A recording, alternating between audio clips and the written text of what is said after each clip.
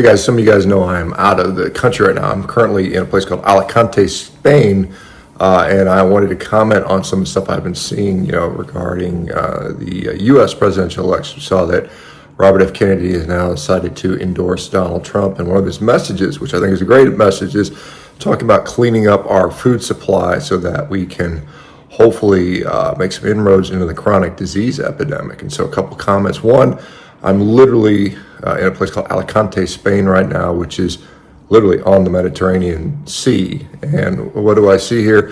Well, this Mediterranean diet contains plenty of beef and lamb and pork and lots of dairy products as a significant source of the calories here. And so anyone that says that the Mediterranean diet is primarily a diet of olives and pasta with a little bit of seafood would be, I guess, selecting certain specific regions, but it doesn't seem to be dispersed throughout. I mean, this is part of their culture, and it's celebrated here. So no misconceptions on what people in the Mediterranean eat. And I've been to many Mediterranean places now, and I've seen this similarly across the board. Now, as far as the thing with presidential elections, it's nice that people are talking about changing our food supply, and I hope that it happens. But honestly, I think that when politicians try to get into office, they say a lot of things, and a lot of times those promises go unfulfilled or partially fulfilled. And I think that there are a lot of forces that don't want that to occur, to the point where there may be things that people don't do to prevent that, perhaps even take the candidates out of office one way or the other. We've seen, obviously presidential assassinations and presidential candidate assassinations, both successful in attempts. I also think that irrespective of who gets into office, what they promise, what they say they're going to do, and what actually gets done, do I think it's going to meaningfully impact the diet in a large enough way to where the majority of people would be able to remit their chronic disease? I honestly don't. I think it's still going to be up to you. It's going to be up to all of us to just stop buying the garbage, stop poisoning ourselves, stop participating in this stuff.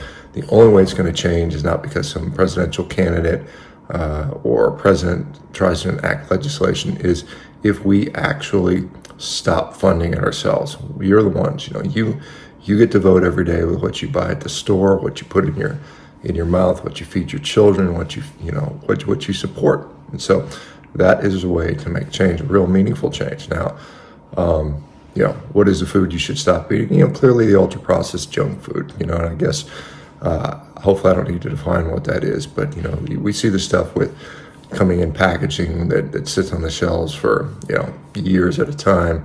That stuff has no place in anyone's diet. And anyone that tells you that moderation is fine, or just eat it in moderation, is actually, they're probably at least useless at best. At best, useless advice, and likely harmful to many people. So your physicians, your dietitians that say that there are no bad foods, that you can eat these things in moderation, it's fine.